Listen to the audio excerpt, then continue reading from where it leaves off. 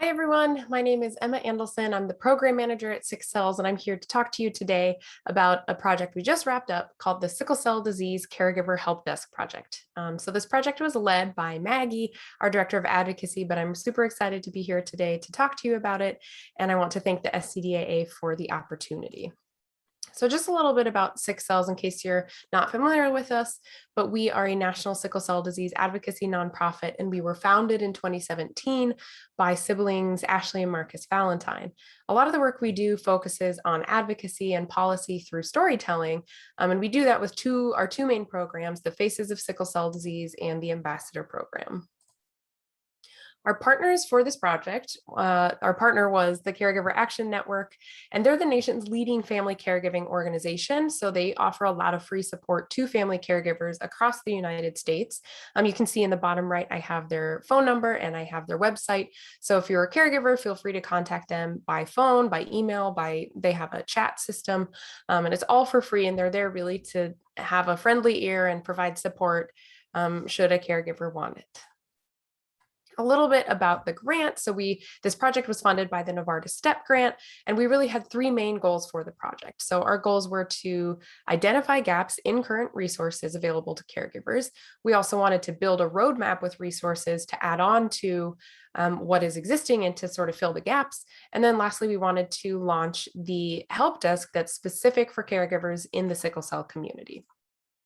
So a little bit about the background and sort of where this project came from. It really stemmed out of the My Life with Sickle Cell survey that we did a couple years ago. And through this survey, we got a lot of feedback from caregivers in the sickle cell disease community on what their experience was providing care for a sickle cell warrior. And a lot of these caregivers felt that it was an extremely difficult role, full of emotional strains because of how difficult it is to watch a loved one go through such extreme medical challenges. So these challenges are often made worse by mental health issues like anxiety, depression, and stress, coming at you from various angles. And then in the case of sickle cell, we know that it's full of racism and stigma in medical care. And so a lot of this is rolled into what it's like to be a caregiver. So because of all of this, we know that prioritizing the wellness of the caregiver is critical, not only for them, but also for their warrior and for the rest of their family. So this slide highlights the six main ideas that came out of the survey from the caregivers, and these were the six main issues they said that they experienced. So the first was mental health concerns. Secondly, the impact of hospitalization, which could be emotional, it could be financial. Rolled into mental health concerns, obviously, we heard a lot about depression and isolation, feeling like you're the only one doing this or that you can't really talk to anyone about it because no one really understands what it's like to be a caregiver in this situation. A lot of the mental health concerns then can feed into physical health concerns. Already mentioned stigma and racism that affect medical care, social care, any care that you're trying to get. And it's the consequence of cultural, structural, and individual level racism. And then lastly, dealing with a lot of financial strains. So whether it's out-of-pocket expenses, lost income, the lost opportunities through time you've had to take to care for someone you love. And so these are really the six main ideas that they said that they really felt were present. Some of these quotes, I'm not going to read through all of them, but some of these highlight exactly what they were feeling. So some felt that, they didn't have any control over their life. Some felt like they were experiencing loss of sleep, they weren't eating properly, they didn't have a social life, and so it was really hard to build a support network for themselves.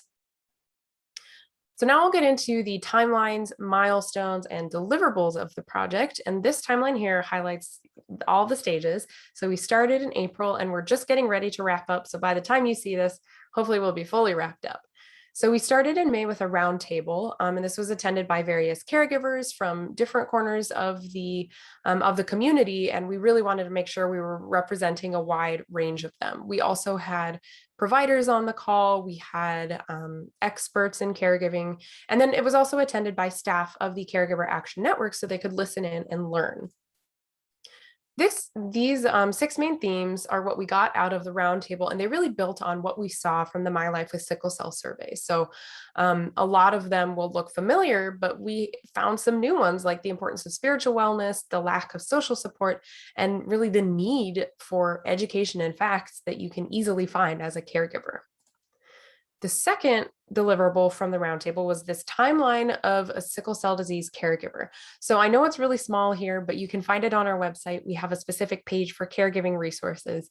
And what it does is it separates the unique challenges that you'll find as a caregiver in various stages of life. So caregiving for a child, for an adolescent, and for an adult. And as we all know, a caregiver can be anyone, and they may not identify like that, but it could be a sibling, it could be a spouse, a partner, a friend, a parent, a grandparent, a guardian. So we really wanted to make sure that we were encapsulating the diversity within being a caregiver. So the next part of the project was to take everything we learned through research, through the roundtable, and then to launch the sickle cell specific help desk. So like I said before, that was in partnership with Caregiver Action Network, their help desk, and their staff were trained in how to help and address issues that the caregivers in the sickle cell community highlighted. One of the things that was really important for this launch was this roadmap of resources that we made. And so this is really a compilation of all the resources we found, some we made, but resources from other organizations, from government agencies, all put into one place. So a caregiver can come to this and find the best of all the resources out there. So like the timeline, this is available on our website. All of the materials are linked in there. So if you're interested, I'd recommend that you check it out. And then for both this and the timeline, they're living, breathing documents. We want to make sure they're constantly updated and that they're remaining helpful. So if you notice something that's missing, feel free to let us know. We want to hear from you, and we would like to keep updating these. The next important part of this was after the launch, after doing the research and the roundtable, we wanted to make sure the sickle cell disease community knew about this. So we launched in partnership with CAN an awareness campaign, and you can see here the numbers that we pulled from that. So how many people we reached, what the engagement was, and it was just really awesome seeing how excited people in the sickle cell community were, in the community were to see a resource like this made specifically for them. So the next thing we wanted to do is after launching, we want to make sure that what we're doing is useful. We want to learn, and we want to continue to make it better and make sure it stays current. So these are some quotes from the staff from CAN who attended the roundtable. So we found that many of them did not know the extent to which stigma impacts care in sickle cell disease. But at the same time, they were really impressed by the determination of the caregivers and their willingness to help others, even if they're feeling really exhausted. And then lastly, they saw that a lot of them have to educate themselves to become effective advocates. And so all of this was aimed at sort of solving all of these issues, making sure that everyone has materials they need to help themselves and to help others around them. So as with any good grant-funded project, we'll have a final report coming out soon that'll summarize all of what we took away from this project. And we're really excited to share that. But then again, also with a good grant-funded project, we found some limitations and then opportunities for work to do in the future. So limitations were really centered on the lack of resources available in certain areas, specifically financial, legal, and mental health support. Opportunities, these are areas where we can do more work as an organization in the community to continue addressing some of the gaps that exist. So one in specific that I'll call out, is really increasing outreach to Hispanic and Latinx caregivers, because that was something we did not see. There was really a lack of materials that were bilingual. But like I said, there's a lot of opportunity for growth, and we're really excited to get into that and to continue collaborating with other organizations across the community to do so. So that really wraps up the presentation. If you want to learn more, you can find all of these resources on our website. You can find us on social media. Feel free to reach out directly to Maggie or to myself. And then if you're not familiar with them, go ahead and check out Caregiver Action Network, because they're a wonderful organization, and it was really a pleasure to work with them. So with that, I want to thank you for listening, and I hope you enjoy the rest of the conference.